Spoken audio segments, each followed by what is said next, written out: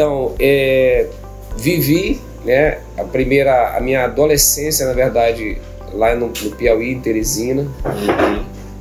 E eu acredito que grande parte da cultura, do clima, a percepção geográfica, tudo isso são coisas que a minha memória hoje resgata para dentro desse trabalho da dissertação.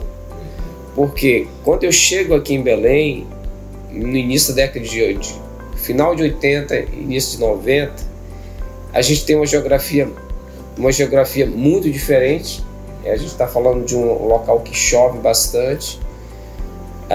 Há uma diversidade de humanidade diferente também. As pessoas têm uma percepção diferente do que é no Nordeste, de relações humanas e tudo mais. Tudo isso, no momento em que eu começo a fazer a pesquisa com os Munduruku, isso vai logicamente ter um choque. Primeiro porque na minha terra não é uma questão da qual eu tivesse um tipo de envolvimento. Eu só conhecia questões indígenas, aquilo que estava no livro. E a gente sabe que minimamente há uma distorção, há um distanciamento da realidade do que esses povos realmente têm a oferecer, né? Então, para mim, ter chegado aqui, começado a ter contato com a cultura, a realidade dos povos indígenas, é uma outra coisa, né? Começar a conhecer o valor que esse povo tem, a cultura que eles podem nos oferecer.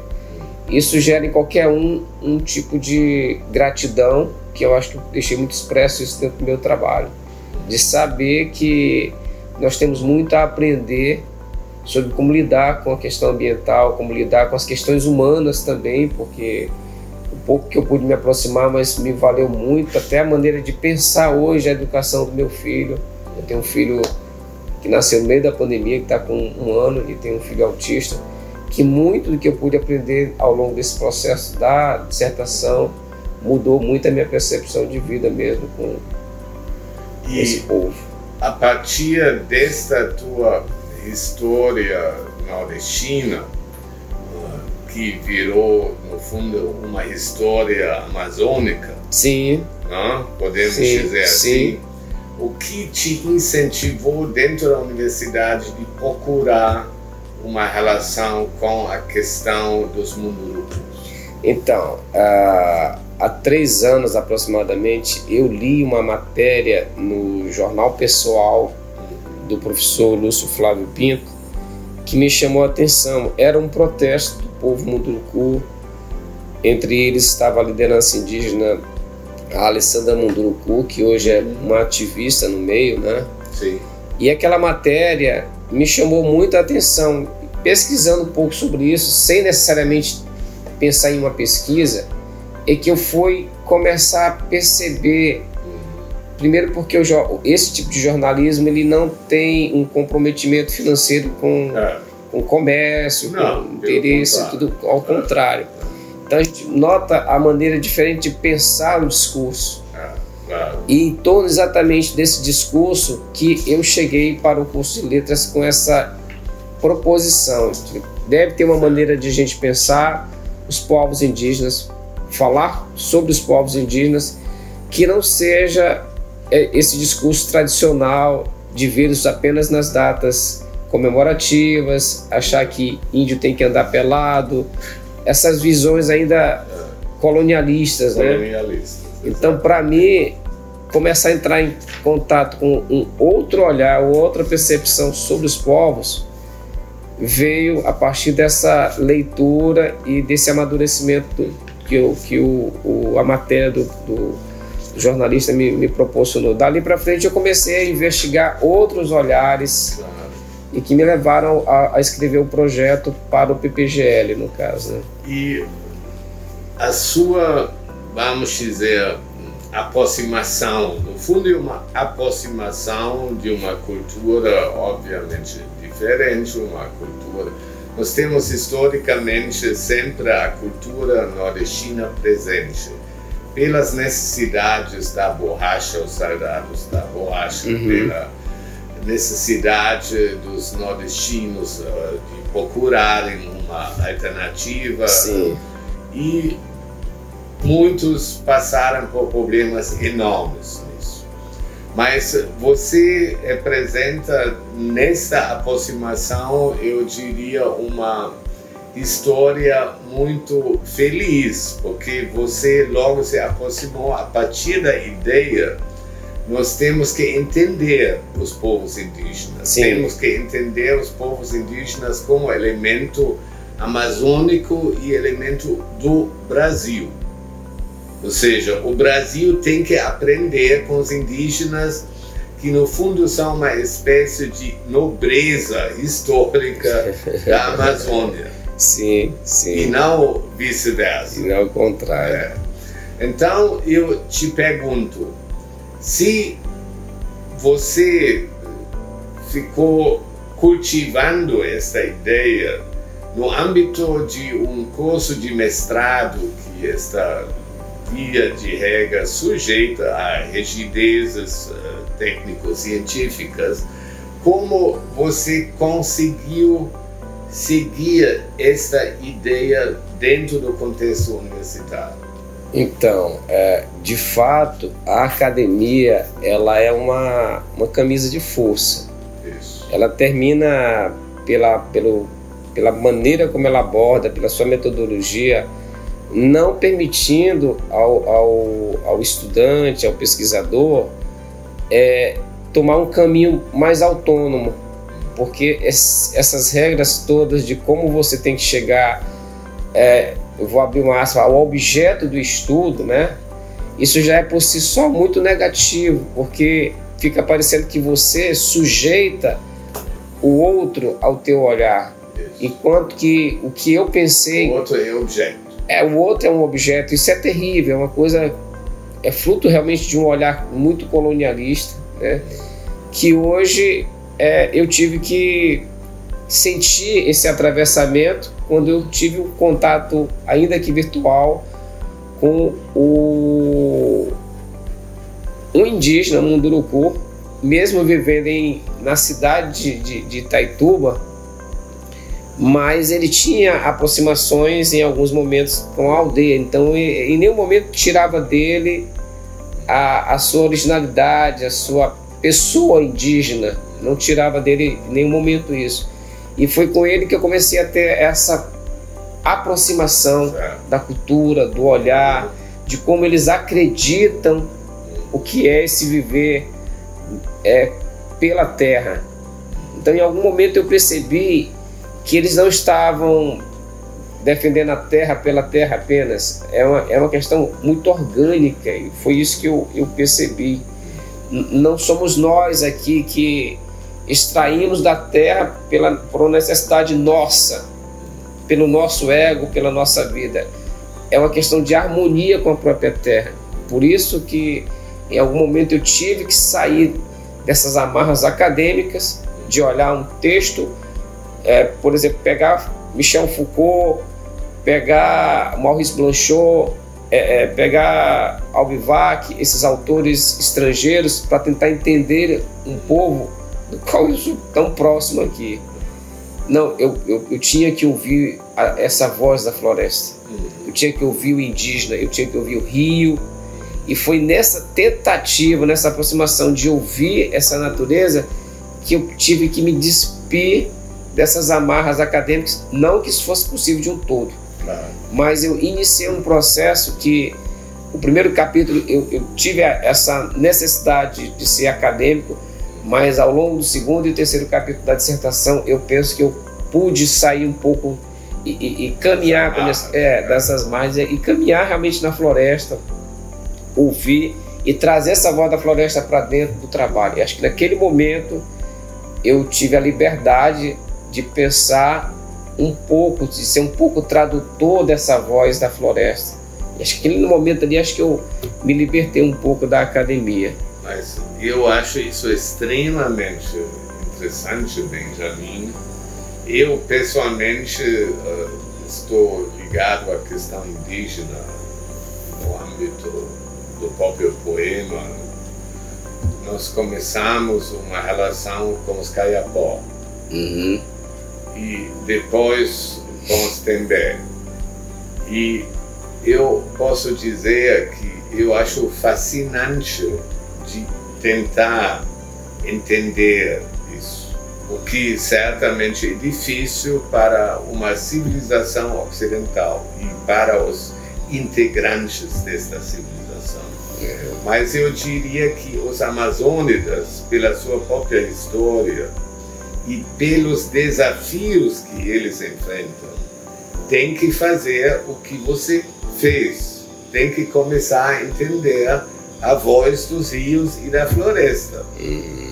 Isso é dentro, vamos dizer, hoje no século XXI, nós temos um grande desafio na relação entre economia e ecologia.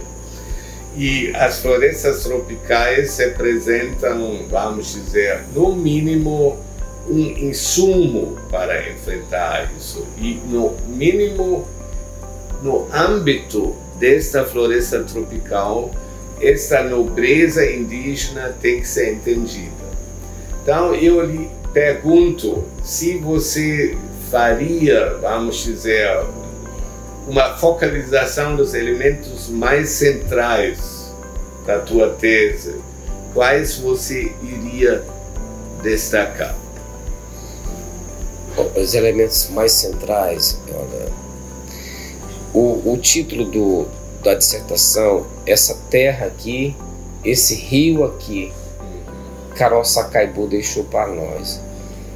Terra e rio, né, foi basicamente o que me moldou o pensamento. Porque no momento em que eu ouvi o cacique Juarez Munduruku falar isso em um depoimento, aquilo me abriu os olhos, né? Como se conecta com a terra, como se ouve essa terra, como se pensa nessa terra não como uma coisa separada de mim. Então foi a primeira coisa que eu pensei. Chegar até o final e trazer uma narrativa como a de Carol Ebach, por exemplo, foi para mim o máximo, porque naquela história a pessoa da avó compreendeu que ela não é uma coisa separada da terra, ela é uma coisa que é a própria terra, ela é a própria terra, a terra está nela. Essa ligação que nós não temos enquanto não indígenas, a gente não tem essa vivência, a gente não tem essa experiência, a gente está muito num plano de dominar a terra, de vê-la separada da gente. Então é esse tipo de olhar que ainda permanece no não indígena. Eu reconheço que ainda é muito difícil para mim, mas eu penso que eu já começo a ouvir, eu começo a me alinhar, eu começo o Davi Copenau falou uma coisa muito interessante.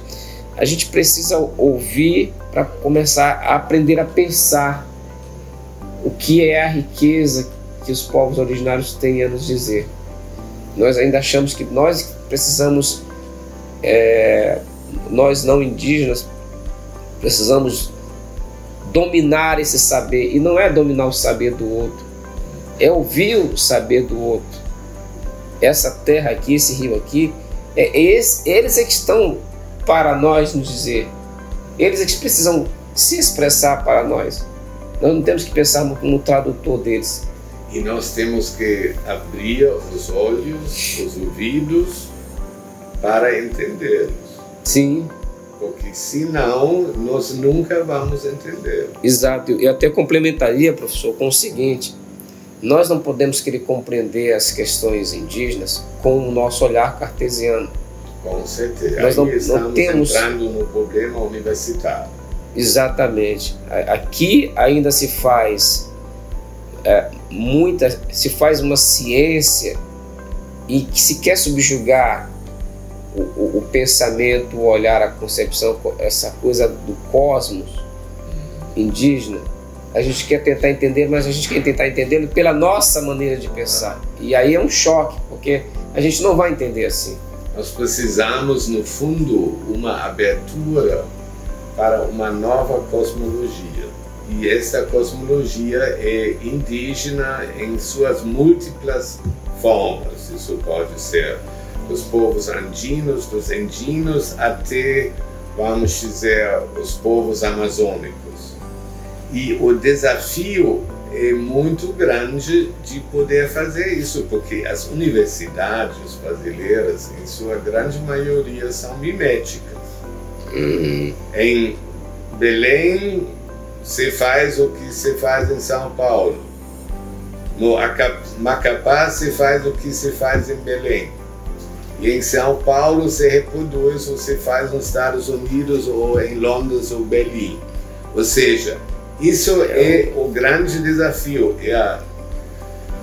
vamos dizer, o desafio de pensar com olhares novos. Esse é o grande desafio. Eu pessoalmente fico encantado com a sua tese, inclusive eu gostaria de convidar você e a sua orientadora, no caso, para a gente publicar esta tese no âmbito do Trópico Movimento, das publicações do Trópico Movimento. E gostaríamos de convidar você para você participar do projeto Tembé, que nós estamos na fase final de arrumar. E o povo Tembé está bem aqui do lado, no Alto Rio Guamá, entre Guamá e o Rio do Cupi, e eles ainda representam, vamos dizer, a última reserva florestal do Pará pequeno. Se o Pará tivesse sido dividido, seria a última reserva florestal. De qualquer maneira, você está convidado para participar disso. Vou pensar com carinho. Gostaria de parabenizar você mais uma vez pelo texto que eu li, eu acho isso fantástico, e pela sua própria história de se aproximar com um olhar, vamos dizer, amazônico a esta realidade.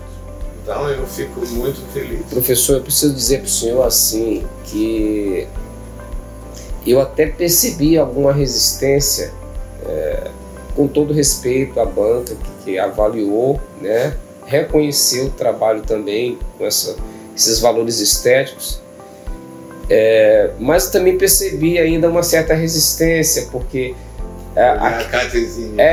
de dizer, olha, você em algum momento você está usando de muita subjetividade, o texto fica fluido, tudo mais, mas a academia, ela tem as suas regras, a academia tem a sua maneira de fazer ciência, como se de repente outros olhares também não fossem outras alternativas de fazer o conhecimento chegar.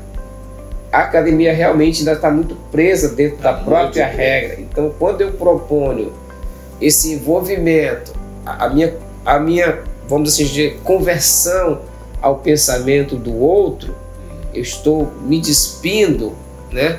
Até lembrando aqui do poeminha do Oswald de Andrade, quando os portugueses chegaram aqui, era um dia de sol, e aí eles despiram, era um dia de chuva, eles vestiram os indígenas com as suas roupas. Se fosse um dia de sol, nós teríamos um outro Brasil, né? Quer dizer, era eles que iam ser despidos dessas vestimentas, desses olhares, dessa roupagem ocidental. O que eu acho interessante é isso. Eu penso que dentro do trabalho dessa dissertação, eu tive a oportunidade de conseguir captar, de conseguir compreender emocionalmente, sensorialmente, o que essa floresta estava me dizendo. Então, quando eu ouvi, quando eu li as vozes dos Munduruku falando a partir das folhas, de o quanto uma árvore está sofrendo da sua raiz mais profunda à folha mais alta, aquilo ali me tocou de um jeito, digo, eu começo a compreender isso. Eu preciso ouvir esse chamado.